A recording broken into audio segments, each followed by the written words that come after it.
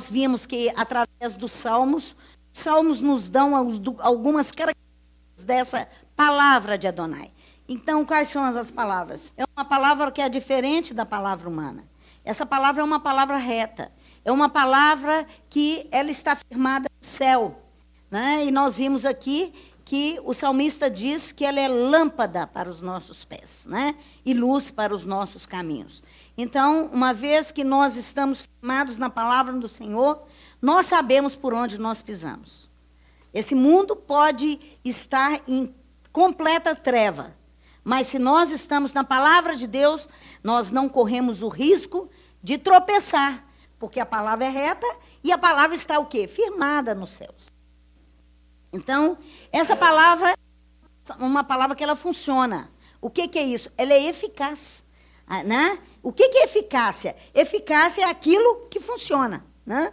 Então, essa eficácia da palavra de Deus, normalmente, aqueles que escrevem orações ou os livros, né, da Taná, ou mesmo do Novo Testamento, eles informam essa eficácia nas próprias orações. Porque quando você diz, conforme está escrito, conforme a palavra do Senhor, você está o quê? Atestando que aquilo que Deus fala, ele não volta atrás. Aquilo que ele falou, ele cumpre. Então, nós temos que orar firmado na palavra, né? Tínhamos visto esse slide, né, no sábado passado. Então, em 2 Crônicas 36, 22, diz que o Senhor levantou Ciro para que se cumprisse a palavra do Senhor proferida por Jeremias. Todas as coisas que acontecem estão num propósito soberano de Deus e há uma permissibilidade de Deus para que isso seja, por pior que for aos nossos olhos, Deus está no controle de todas as coisas. Então, mas nós temos que entender que a palavra do Senhor é eficaz. E Isaías 55, ele diz, a palavra não volta para Deus vazia, mas ela fará o que Deus apraz, o que agrada a Deus. E essa palavra vai prosperar aquilo que Deus designou que ela fizesse. Então, essa é a eficácia da palavra de Deus. Jeremias promete que o Espírito e a palavra do Senhor jamais irão se afastar do seu povo e declara que a palavra do Senhor é fogo e martelo que esmiuça a pedra. Ela é fogo, ela consome, ela faz com que os nossos problemas virem pó diante dos nossos olhos. E ela é como um martelo poderoso que vai esmiuçar a montanha de problemas que está na sua vida. Eu não sei o nível de problemas, né? Mas uma coisa eu sei. O Senhor, ele tem cumprido a palavra dele na minha vida. O Senhor não esquece de nós. Quem esquece de Deus somos nós. Né? Lembra que nós falamos sobre isso quando nós demos o estudo de aliança? Deus nunca quebra aliança. Toda vez que houve uma ruptura da aliança, a quebra foi da parte de quem? Do homem. O homem sempre que quebrou. Então, você vai ver que, em termos, vamos dizer assim, literários, em termos poéticos, essa palavra de Deus, muitas vezes, ela é personificada. O que é isso? Eles dão como se fosse uma pessoa. Né? Você vê, se você faz um estudo, por exemplo, do livro de Salmo, você vai ver que eles colocam a sabedoria como uma pessoa. Assim também, a palavra de Deus, ela é personificada para quê? Para que haja, isso é uma liberdade, vamos dizer assim, poética, para que haja um entendimento do que é a palavra de Deus. Então, por exemplo, quando Isaías diz que o Senhor enviou a sua palavra contra Jacó e a palavra caiu em Israel. O que é isso? Você vai falar assim, gente, mas como que é isso? A palavra caiu.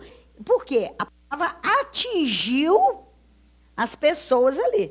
Mas não que a palavra do Senhor cai. Né? Isso é uma liberdade, vamos dizer assim, literária. Né?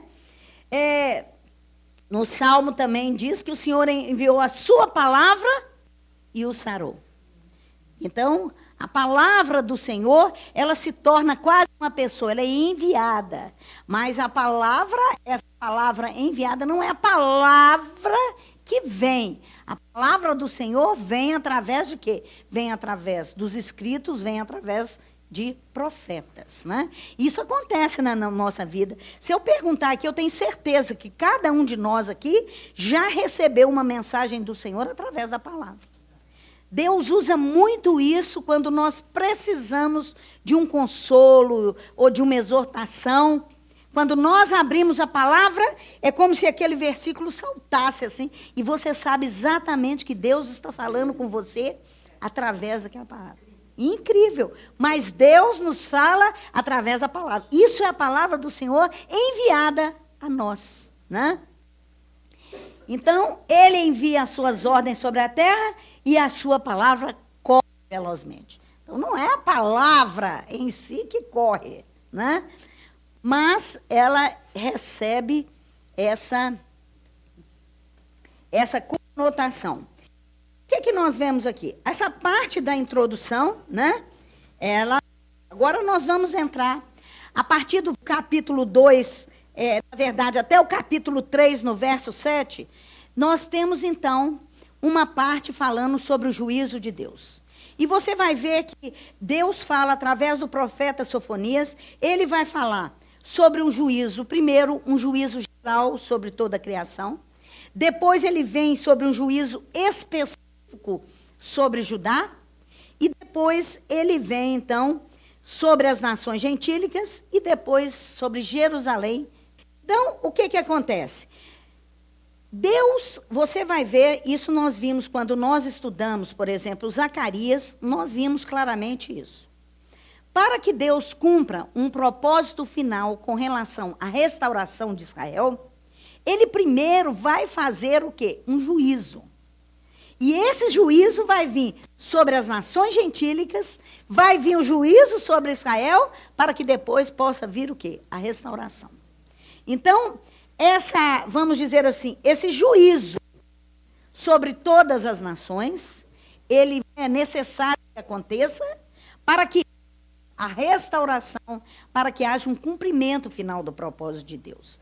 Porque se você olha, né, pelas profecias, é impossível. Gente, como é que Deus vai fazer nesse mundo do jeito que está? Como é que vai fazer com esses mares poluídos, esses mares que recebem esgotos do mundo inteiro? O mundo inteiro está fazendo os mares de, vamos dizer assim, né, de uma lagoa de dejetos. Aí você fica pensando, tem que destruir isso tudo e fazer outro. Não, Deus vai restaurar isso. Mas antes que isso aconteça, ele vai punir quem fez isso. E quem fez isso? Nós. Nós estamos participando dessa degradação, né, do planeta Terra. Todos nós estamos participando. Por quê? Nós queremos morar na cidade grande, onde que há mais possibilidade, mais oportunidade, mais qualidade de vida. Não é isso que nós falamos? E você sabe que não é nada disso. Mas o que acontece? Então, por causa disso, quem lembra? A minha mãe contava que quando ela era pequena, ela morava no bairro Calafate, onde há o Rio Arrudas, eles nadavam. Via-se as pedrinhas no fundo do rio. E isso tem o quê? Não tem 100 anos. Então, eu vi a Lagoa da Pampulha, quando a Lagoa da Pampulha, ela era o quê? Limpa. Eu vi isso. Agora, os meus filhos não viram. E eles estão vendo a deteriorização da natureza, e nós estamos vendo essa deteriorização numa velocidade que até então nós não tínhamos visto. Por isso que nós cremos que os dias estão abreviando. A vinda do Senhor se torna mais próxima pela velocidade da destruição, pela velocidade com que a violência está espalhando pelo mundo, com a velocidade com que a condição humana está perdendo completamente o valor. Essa semana você viu aí, quem viu televisão ontem, uma menina de 11 anos foi assassinada, por quê? O carro estava sendo tomado de assalto e ela foi descer do carro. O assaltante deu um tiro, matou a menina na hora. Então, gente, mas que bobagem! Deixa a menina sair do carro, você vai levar ela como refém? Então, nós estamos o quê? Num mundo onde que o assaltante tem plena liberdade e nós, a cada dia, estamos mais o quê? Mais acuados, mais presos. Por isso que tem que haver de Deus um juízo sobre a humanidade. Então, tem que haver isso. Então, o que Deus fala aqui sobre o juízo de toda a criação? Nós vamos ver o verso 2 e 3. Então, lembra que Deus dá a palavra através de um profeta, Sofonias, e nós vimos, né, do passado, como é interessante que aqui ele cita até, né, o tetravô, por quê? Ele é de uma descendência real, vamos dizer assim. Então, por isso, nós temos escrito aqui hoje na palavra. Então, vamos ver essa palavra, né? Essa palavra, ela primeiro, aparece a palavra azap. É como se ele, quando fosse fazer a colheita, é essa palavra que faz acerca da reunião, a colheita, né, de grãos, as colheitas de frutos e tal. Então, é essa palavra. Arrancar para reunir. Então, tem um sentido de arrancar para reunir. Por isso aqui que ele colocou, que às vezes o tradutor usa uma palavra que não é, vamos dizer assim, a melhor. Aqui encaixa melhor, né? Então, o sentido principal, esse verbo aparece 199 vezes na Taná. O sentido principal é reunir, ajuntar. Então, por exemplo, quando diz reunido a seus pais, fulano foi reunido a seus pais. Isso quer dizer o quê? Então, que ele morreu juntamente com os pais, então ele foi recolhido para ficar junto com os pais. Então, como país agrícola, nós temos que ver a importância que era a colheita para Israel. Você sabe que o próprio calendário, né, judaico, ele tem uma conexão 100% conectado com a colheita. Então, você tem, desde a Páscoa até tabernáculo, tudo se refere a épocas de colheita, né? Então, você tem Pentecostes, a colheita de cereal, você tem tabernáculo, a colheita dos frutos, tem lá na Páscoa, que é a primeira colheita. Então, o que acontece? Todas essas coisas estão relacionadas, por quê? Porque essas festas são conectadas com a colheita. Então, o povo de Israel sabe, quando fala que Deus vai fazer uma colheita, ela tem um sentido positivo. O arrancar para reunir, para servir de suprimento, isso é algo o quê? Positivo. Então, mesmo quando Deus diz, então, que vai reunir, né? Ele vai fazer uma colheita, esse é o sentido aqui, de todas as coisas sobre a face da terra. Então, nós sabemos, vai ter muita gente que vai ser arrancado. Então, ele falou que vai animal, homem, ave, peixe, perverso, tudo. Tudo. Então, nós temos que entender que Deus aqui está dando, vamos dizer assim, ele está dando uma sentença, não é isso? Você tem um juízo que é, vamos dizer assim, a parte que vai julgar o processo. E o julgamento já é a liberação das penas. Então, aqui Deus já está dando o quê? O julgamento. Ele já está falando o que vai acontecer com a terra. Então, nós sabemos que a terra está caminhando para algo que vai haver um extermínio geral.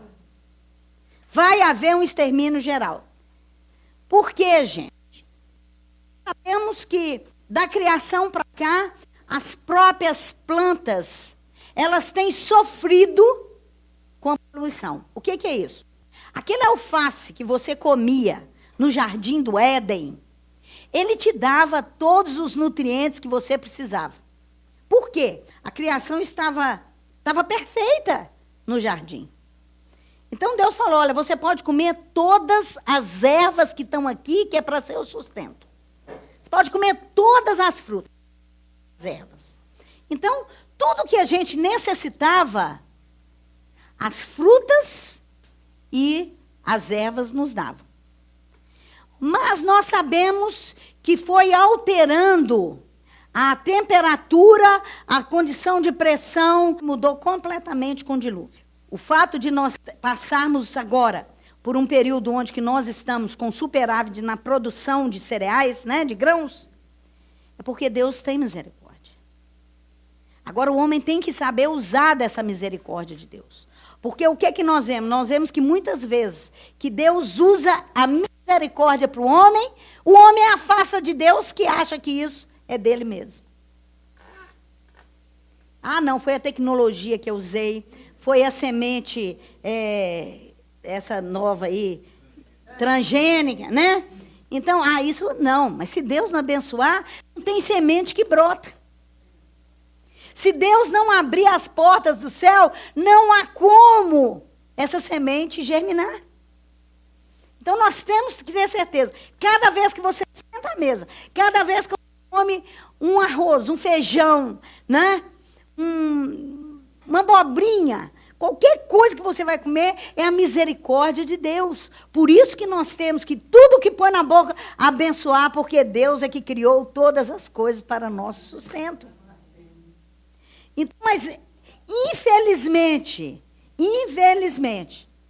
nós estamos vendo aqui que aparentemente Israel estava passando por um período de prosperidade. Israel tinha resistido e não tinha sido levado cativo, junto com o reino do norte. Então, mas o que acontecia? Ao mesmo tempo que aparentemente ele estava próspero, vamos dizer assim, a taça da iniquidade de Judá estava para transbordar. E Deus ia pesar a mão, seria consumido totalmente. E nós vimos que essas profecias lembram como que nós temos estudado o cumprimento profético. Há um cumprimento, vamos dizer assim, preliminar, que onde que nós temos uma amostra daquela profecia, mas essas profecias, elas também falam para um período escatológico, algo lá na frente. Então, nós vemos aqui, essas coisas aqui, que foram consumidas aqui, isso aconteceu quando o exército babilônico entrou em Judá? Aconteceu. Mas isso vai acontecer num grau muito maior, quando houver um juízo sobre toda a terra, né? Então, Adonai Tsevaot. Agora, então, essa mesma palavra, ela é usada no sentido figurado de destruição de uma colheita que isso é o quê? Se você é um agrícola, se você vive da produção agrícola, e se há uma destruição da sua colheita, o que acontece? Isso é maldição. Então, ela é usada, então, nesse sentido figurado. Então, o tempo da colheita frequentemente denotava um período de destruição. Isso não é bênção. Isso é juízo de Deus. Essa colheita de Deus, quando ele fala, né, em Apocalipse nós temos, ele vai passar a foice e ele vai pisar o lagar. Isso não é bênção. Isso quer dizer juízo.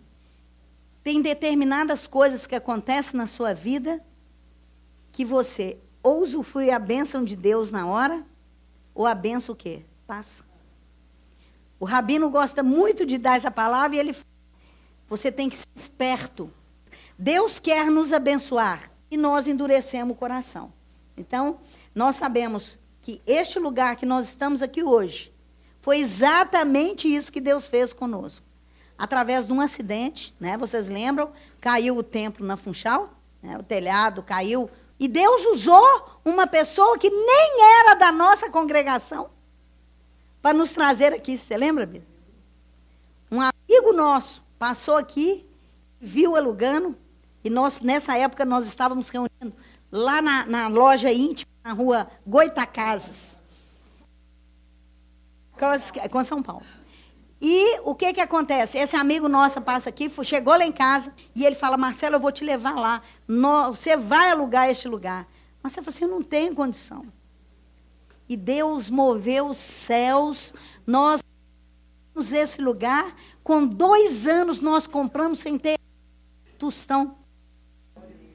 Mas ele age, às vezes, de uma forma que para nós é derrota.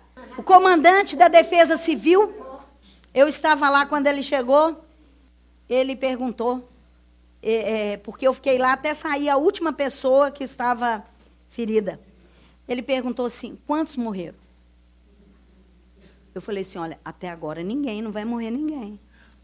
Ele virou e falou assim, olha, esse nível de acidente, isso aqui era para 18 mortos. Eu falei, mas não vai ter ninguém, não. Não vai ter ninguém. E o rabino, então, ele estava ali, e aí, quando o corpo de bombeiro chegou, falou assim, olha, nós temos que pegar um negócio que sobe, como chama? Macaco hidráulico, né? E o que aconteceu? 3 homens pegaram e levantaram aquilo. Até hoje ninguém sabe como conseguiu. Porque para tirar a viga depois, teve que cortar a viga toda, porque ninguém conseguiu mais. Agora, como que você explica isso? Anjos do Senhor, gente, estavam ali levantando aquela coisa. No sábado seguinte, nós estávamos lá na rua Goitacazes. Estávamos lá. Porque o irmão chegou lá em casa e falou, Marcelo, está lá, você pode ficar lá o tempo que você quiser, eu não vou te cobrar nada. E Deus levantou, gente, vocês não têm ideia. Vocês não têm ideia o que Deus fez. Um amigo nosso de uma igreja da Zona Sul, ele chegou e falou assim, olha, hoje a oferta é para comprar os seus remédios. Irmãos, fechou até 1 centavo. Quando eu falo assim, eu fico assim, porque Deus foi maravilhoso. Eu lembro até hoje o valor, R$ 678. Ele chegou lá com esse valor. Então, nós temos que acreditar em Deus e que Deus é maravilhoso. Amém? Esses estudos aqui também são momentos da gente dar esse testemunho para que esse estudo é para que nós sejamos o quê? Fortalecidos na nossa fé. Não é isso que nós oramos a cada Shabat? Senhor, fortaleça a nossa fé. Então, esses estudos, esse testemunho, nos fortalece, porque às vezes nós ficamos murmurando, achando que Deus não está olhando, que Deus está longe, e Deus está muito perto. E Deus nos traz à memória aquilo que pode trazer esperança. Ele continua no controle de todas as coisas, e Ele tem o quê? Cuidado de nós. Amém? Ele é misericordioso, mas ao mesmo tempo, Ele é justo. Então, ele não pode aceitar uma adoração idólatra, uma adoração que se propagava entre os próprios sacerdotes escolhidos e santificados para ele, e contaminações no templo. Ele não podia aceitar isso. Então, vamos ler, então, alguns versículos que ele diz, estenderei a mão contra Judá e contra todos os habitantes de Jerusalém. Exterminarei deste lugar o resto de Baal, o nome dos ministrantes dos ídolos e seus sacerdotes, os que sobre os eirados adoram o exército do céu, e os que adoram ao Senhor e juram por ele, e juram também por Milcom, os que deixam de seguir o Senhor, e os que não buscam nem perguntam por ele. Então, você imagina a situação que Deus estava vendo o seu povo escolhido. Lembra que Deus escolhe um povo para que esse povo possa ser luz e esse povo possa, então, ser o receptor dos oráculos de Deus e esse povo ser luz entre as nações. Por isso que todo Shabat nós acendemos 2 velas. Israel e as nações. Israel sendo luz para as nações em lembrança daquilo que Deus faz. Mas aqui diz o seguinte, o que estava acontecendo? O nome de Baal, que é o ídolo principal dos cananeus, estava sendo adorado pelo povo de Israel. E outras divindades também, como o Milcom. O povo estava consultando estrelas, quando diz exército dos céus, não exército dos anjos. Eles estavam buscando soluções de seus problemas na posição de astro, na posição de estrelas. E aqui está dizendo, deixando de adorar o Senhor. E buscando outros deuses e ainda deixando de seguir a Deus e outros ainda nem sequer querendo saber, nem sequer buscando a Deus. Mas Deus está dizendo o seguinte, que ele vai então agir. O que é este Baal? O nome Baal é um nome, primeiro, é um nome comum, não se refere só a esse Deus, né, cananeu. Mas ele se refere, então, a palavra Baal significa Senhor, possuidor, dono, marido, Baal. Além de Baal ter o sentido de possuidor de coisas, no plural, Balaim, ele é usado para referir aos cidadãos de uma cidade. Então, por exemplo, em Juízes 9, onde o termo ocorre 16 vezes, ele é normalmente, essa palavra, Baalim, ele é traduzido por cidadãos. Então, ninguém nem sabe que existe ali, né, pela nossa tradução. Então, quando ele é usado como Senhor, o possuidor de alguma coisa, na verdade, ele vai determinar, ele vai dar para nós uma ideia, uma característica dessa pessoa, desse possuidor. Então, por exemplo, Baal de ira. Então, é aquela pessoa que está possuída de quê? De ira. Né? Quando você tem Baal de apetite, é uma pessoa que está possuída de quê? De apetite. Então, Baal dos sonhos, mesma coisa. Senhor dos sonhos. Então, é alguém que tem, que possui sonhos. Ou identifica também uma ocupação.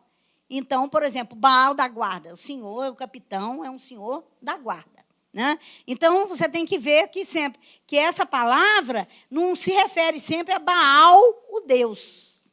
Né? Ela é bem mais ampla do que isso. Então, ela aparece também em nome composto, por exemplo, de povos e lugares. Então, nós temos muita citação. Baal, Peor, Baal, outros lugares. Então, significa, então, nome de cidades. Mas não significa que aquela cidade é uma cidade que está dedicada a Baal. Entendeu? Nem sempre. Então, é ainda o nome de um grande Deus do panteão cananeu. Aí sim.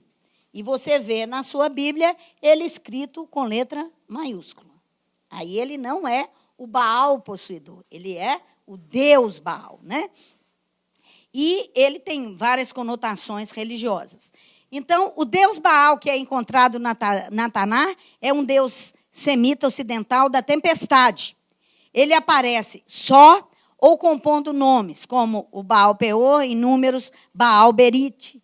Então, esses nomes, eles não denotam vários deuses. Assim como o nosso Deus, ele tem determinadas, várias características. Deus dos exércitos, Deus da cura. Baal também, ele é identificado com vários aspectos. Mas ele é o mesmo Deus Baal, né? Dependendo da adoração local.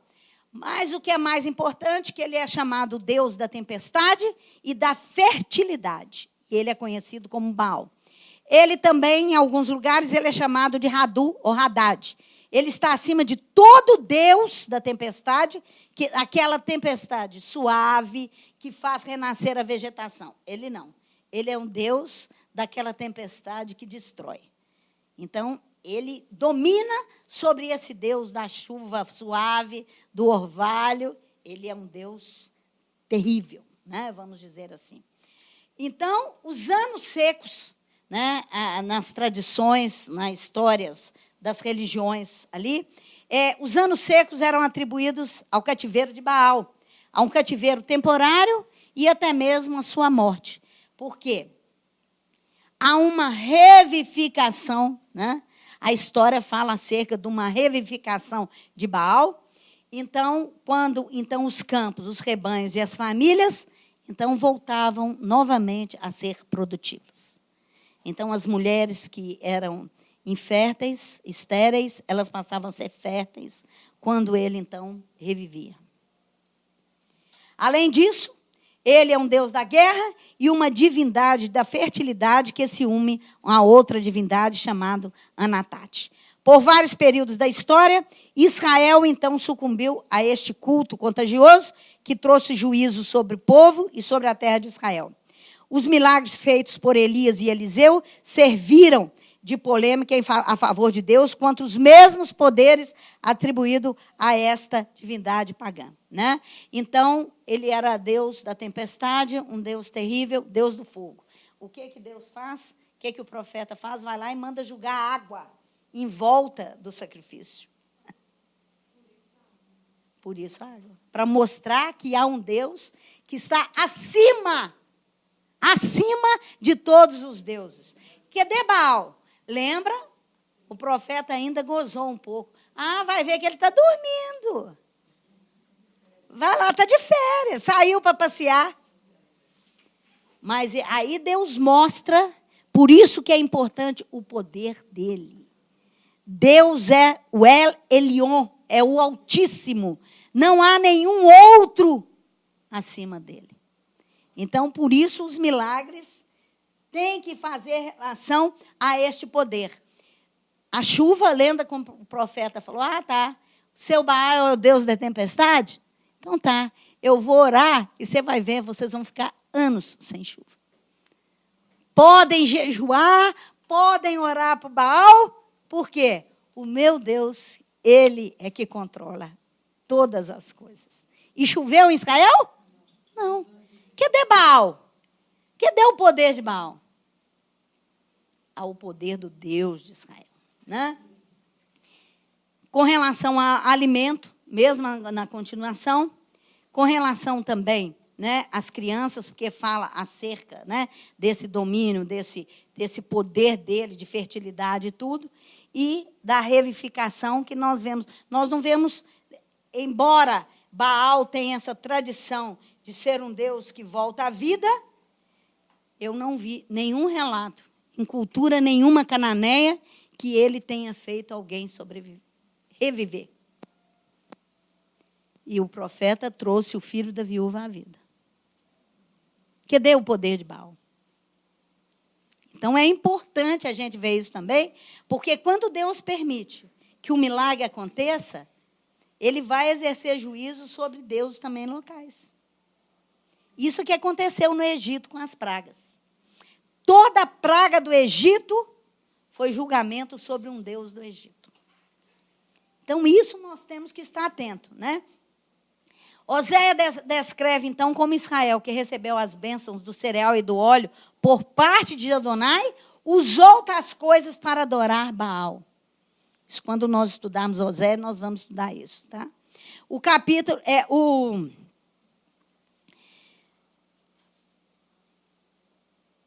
Você vai ver que esse capítulo de Oséias, capítulo 2, começa a usar Baal não apenas para se referir ao Deus cananeu, mas um nome genérico comum de Deus como marido de Israel. Então, quando Deus fala que ele é marido de Israel, ele usa Baal. Mas não é o Baal o Deus cananita. Então, é o problema que nós temos que estar atento à palavra, né? Então, Israel chamará o Senhor de seu marido, de Ish, não de Baal. Ele usa outra palavra para marido de Israel. Deus usa. Por quê? Deus quer mostrar que aquele que ele usa que Israel quer ver como Deus, Deus faz um trocadilho com Israel.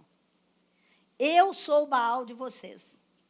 Eu sou o possuidor de vocês. Eu sou o Senhor de vocês. E não aquele Baal de letra maiúscula. Sou eu que sou. E Israel, quando fala que Deus é seu marido, usa Ish e não usa Baal. É interessante. Você vê essas coisas, né, na língua hebraica. Então, Israel chamará o Senhor de seu marido e não mais o chamará aparentemente junto com a lista de outros deuses, meu Baal. Porque Israel vai reconhecer que não há nenhum outro Deus além do Deus de Israel, né? A supremacia de Adonai sobre Baal, ela é constantemente afirmada, então, nos relatos bíblicos, né? Então, por que é interessante? Porque você vai ver que, muitas vezes, a história de Baal, ela vai se misturar também com a história, você vai ver muita semelhança dos cultos a Baal com os cultos também que nós temos referente a Tamuz. Então, essas culturas, elas vão se misturar. Mas há uma diferença clara, né, de Baal, que é um deus antigo da cultura cananeia. O que nós sabemos é o seguinte, que Deus, ele fala o seguinte, olha, você se prostrar a outros deuses, mas quando chegar o dia que a minha mão vai pesar sobre vocês, eu vou exterminar daí tudo o que sobrar desse Baal. Por isso que ele usa o resto de Baal. Ele vai exterminar tudo, assim também ele vai exterminar o quê? Aqueles sacerdotes que prestavam culto a Baal. Então, aparece essa palavra quemarim, que é sacerdote, mas é um sacerdote idólatra, não é o nosso Cohen, né? É o sacerdote idólatra. Aparece em 2 Reis, aparece em Oséias e aparece nesse verso de Sofonias. Só essas 3 vezes que aparece esse quemarim. Todas essas 3 vezes se referem a sacerdotes que conduziram Israel na adoração idólatra. E lá em 2 Reis, adoração de bezerro no Reino do Norte.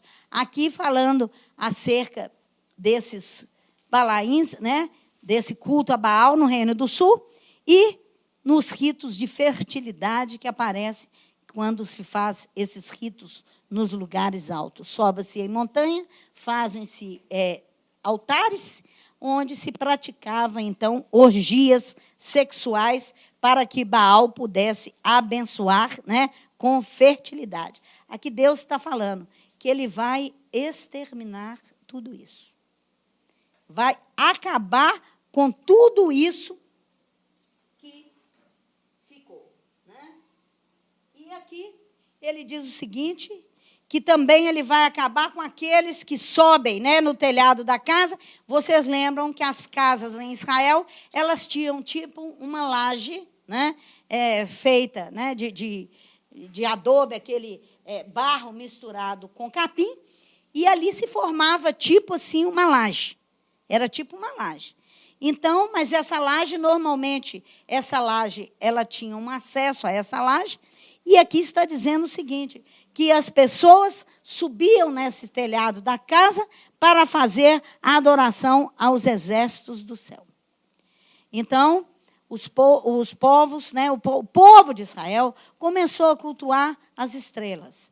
E toda vez que fala essa adoração a exército do céu, está relacionado à consulta também dos astros. Então, você vê, as pessoas tinham o Deus de Israel, aquele Deus que dava resposta quando alguém o buscava de todo o coração, e as pessoas, ao invés de buscar o verdadeiro Deus, o Deus de Israel, as pessoas, então, buscavam respostas nos astros, que foram criados por Deus. Então, Deus se indignou sobremodo com essas coisas. E ele diz o seguinte, o que aconteceu com as pessoas? O povo de Israel entendia sobre Deus, e aqui está falando, eles adoram ao Senhor, e esse Senhor aqui é Adonai, é Deus Todo-Poderoso. Mas eles o quê? Juram por Deus, mas juram também por Milcom, que é outra divindade canané. Gente, você imagina a indignação de Deus com relação a isso. As pessoas reconhecem Deus, adoram Deus, mas ao mesmo tempo que jura por Deus, vai jurar também por outra divindade cananeia. Então, gente, você vê isso muito, essa mística, essa mistura religiosa, né? Você sabe que dentro da igreja, por exemplo, a igreja católica, eu conheço muitos católicos fervorosos que frequentam o centro espírita. E eles não acham que há conflito nisso. Né? Assim como nós temos evangélicos, nós temos grandes homens de Deus, que eles buscam também ciências ocultas. Nós temos grandes pastores, grandes nomes da cultura evangélica, que são maçons. E a maçonaria, quem já saiu da maçonaria, declara que é algo que satânico. É satânico. Então, como que pode ter essa misturada? Então,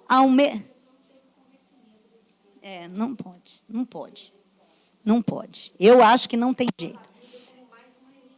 Então, nós, às vezes, acham a Bíblia interessante, acham como são lendas. Por exemplo, meu marido foi seminarista católico, né? Ele estudou no seminário católico.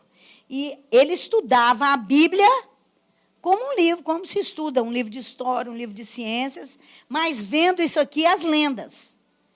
Eles criam que, por exemplo, a criação, Adão e Eva, é uma lenda. É uma forma que os homens usaram para transmitir que Deus que criou o homem. Mas aquilo é uma lenda, não aconteceu desse jeito.